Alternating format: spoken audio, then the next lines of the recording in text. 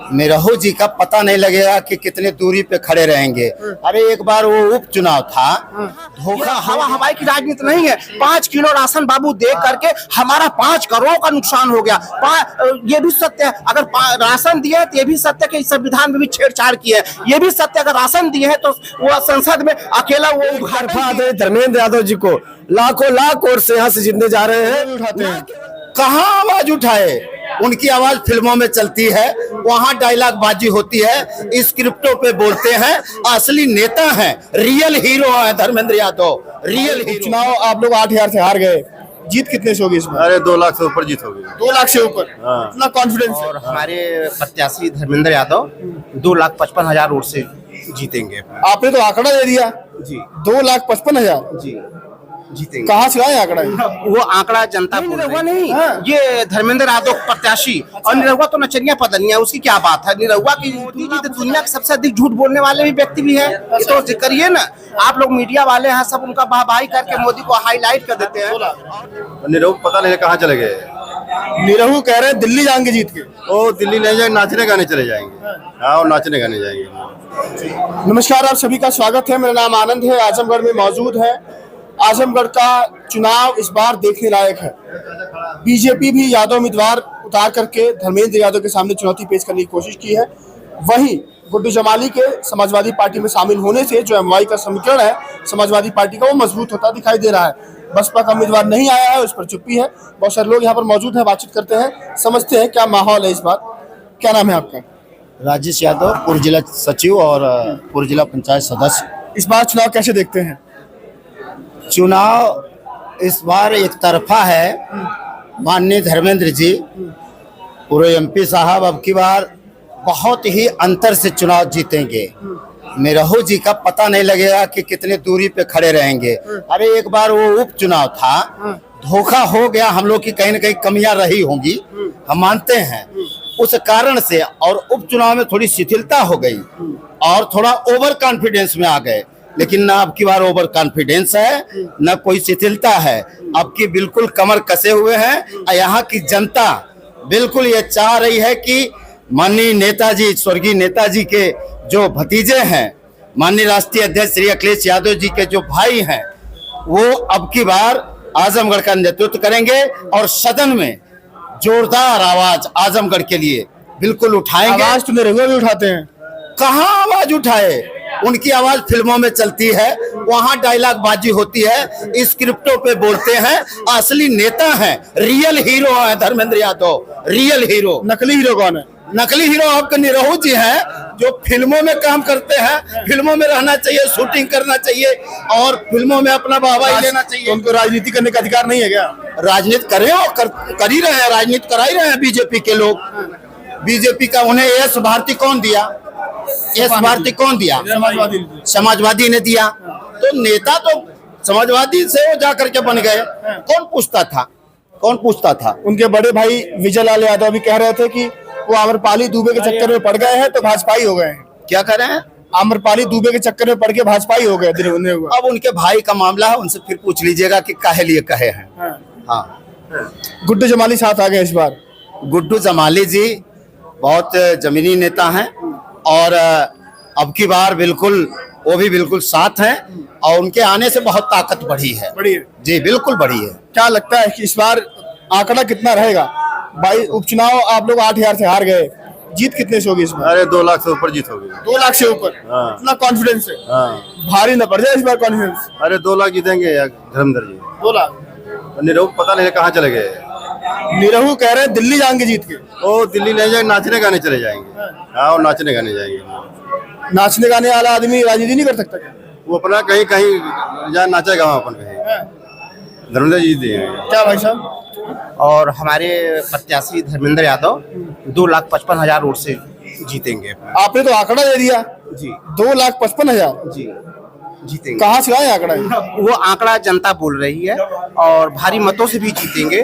और अब देखिए, हम लोग बहुत सौभाग्यशाली हैं कि जैसे हमारे विधानसभा का विधायक हैं श्री दुर्गा प्रसाद यादव, उसी तर्ज पे हमारे सांसद भी हैं। हम लोग बहुत सौभाग्यशाली हैं कि ऐसा सांसद हम लोग पाए हैं। निरहुआ निरहुआ नहीं, ये धर्मेंद्र यादव प्रत्याशी। और निरहुआ तो नचनिया पदनिया, उसकी क्या बात है। निरहुआ की तुलना आप उसे कला का सम्मान नहीं करते हैं। कला का सम्मान अलग है, राजनीति का सम्मान अलग है। कला तो अभी मोदी जी योगी जी उतार दिए थे आजमगढ़ में, जहाज उड़ाने वाले हैं। अरे ये मोदी जी तो दुनिया के सबसे अधिक झूठ बोलने वाले भी व्यक्ति भी हैं। ये तो करिए ना, आप लोग मीडिया वाले हैं सब उनका वाहवाही करके मोदी को हाईलाइट कर देते हैं। और देखिए मोदी जी कभी महंगाई को नहीं बोल पाएंगे, कभी ऐसा प्रधानमंत्री हिंदुस्तान का कोई ऐसा प्रधानमंत्री कभी कॉन्फ्रेंस किया ही नहीं। तो ये समझिए कि मोदी माने कुछ नहीं। हाँ ये है कि हमारे प्रत्याशी बहुत बढ़िया है, बहुत बढ़िया है, बहुत बढ़िया है। धर्मेंद्र जी निकल रहे हैं, धर्मेंद्र जी निकल रहे हैं डंके की चोट पे दिल्ली जा रहे हैं। हाँ, हम लोग राष्ट्रीय कार्यकर्ता, हम लोग क्षेत्र में घूमते हैं, हर चीज देखते हैं और हमारा अप्रोच बहुत बढ़िया है। और जनता ये कह रही है कि अगर आपकी मोदी प्रधानमंत्री बन गए तो संविधान खत्म हो जाएगा, खत्म हो जाएगा। और संविधान की कुछ चीजें यही कह के आप लोगों को डराते हैं, संविधान डराते नहीं है। अब देखिए क्यों नहीं, देखिए मैं एक उदाहरण आपको बता रहा हूँ। ये पुलिस की भर्ती थी ना, ये हमारा 70 साल से हरिजनों का जो एससीओ का लंबाई में आरक्षण मिलता था कि नहीं जब मिलता था। अगर ये दलित के हितैषी रहते तो ये क्यों खत्म कर दिए, बताइए क्यों खत्म कर दिए। आप लोग मुद्दे पर बात नहीं करते, आप लोग भी हवा में बात करते। ये जो मुद्दा है तो अभी बसपा ने उम्मीदवार उतारा नहीं है, मायावती जी। तो मायावती तो इसमें बीजेपी की बी टीम का काम कर रही है। मायावती और क्या कैसी बात कर रहे हैं, वो उनको हड़का करके जो करना चाह रहे कर ले रहे हैं। अब की जो अगर देखिए राजनीति का मायावती जी दलितों की बड़ी नेता है, अब नेता नुती नहीं, वो दलित ये कह रहे मुझे बाबा साहब का संविधान बचाना है, मायावती नहीं बचा पा रही है। अब हमारे दलित भी अब होशियार हो चुके हैं, वो कह रहे हैं कि जो संविधान बचाएगा उसको हम वोट देंगे। कौन बचा रहा संविधान? संविधान देखिए जो बीजेपी को हरावे वो उसको जिताइए। अखिलेश जी कह रहे हैं संविधान मंथन का समय है। हाँ सही कह रहे हैं अखिलेश जो कह रहे हैं 100% सही कह रहे हैं।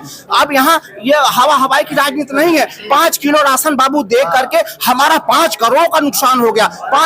ये भी सत्य है, अगर राशन दिए तो ये भी सत्य है कि संविधान में भी छेड़छाड़ की है। ये भी सत्य अगर राशन दिए है तो वो संसद में अकेला वो उद्घाटन की है। राष्ट्रपति का कोई मतलब नहीं है, दलित का कोई मतलब नहीं। दलित राष्ट्रपति मुर्मू है, उनका क्या कोई मतलब है बताइए ना।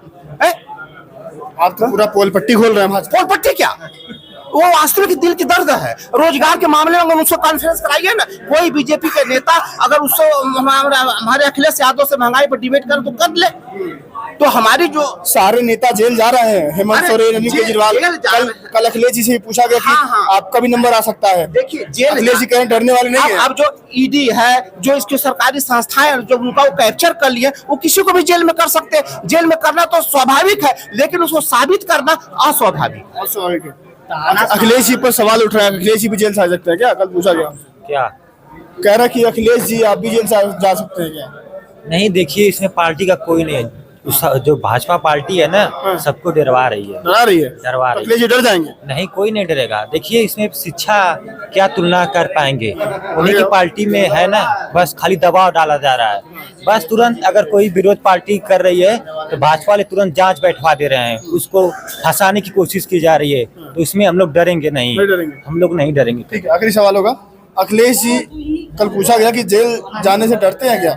उन्होंने कहा कि डरने वाले नहीं हम लोग। देखिए श्रद्धेय नेताजी के वो बेटे हैं और नेताजी कभी भाजपा या कांग्रेस उस समय हम लोग का गठबंधन नहीं था, कभी इतने दिनों तक सरकार रही, बहुत बार प्रयास किए, लेकिन नेताजी कभी डरने का काम नहीं किए, लड़ने का काम किए। उनके बेटे हैं माननीय अखिलेश जी, वो भारतीय जनता पार्टी से डरने वाले नहीं हैं, उनके ईडी सीबीआई से डरने वाले नहीं हैं। और समाजवादी लोग जेल जाने के लिए हर वक्त तैयार रहते हैं। अगर अखिलेश जी के साथ अगर ऐसा होगा तो समाजवादी पार्टी के लोग जेल भरने की जगह नहीं मिलेगी, भारतीय जनता पार्टी को जगह नहीं मिलेगी। जेल में जाने के लिए युवा तैयार है, बेरोजगारी बढ़ रही है, भूखमरी बढ़ रही है, महंगाई बढ़ रही है।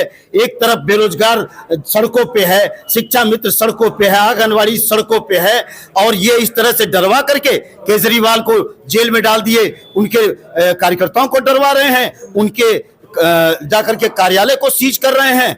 ये अच्छी बात है क्या? ये लोकतंत्र है क्या? ये तो बिल्कुल तानाशाही है, और तानाशाही से हम लोग डरने वाले नहीं हैं। अंग्रेजों से इस देश की जनता कभी नहीं डरी।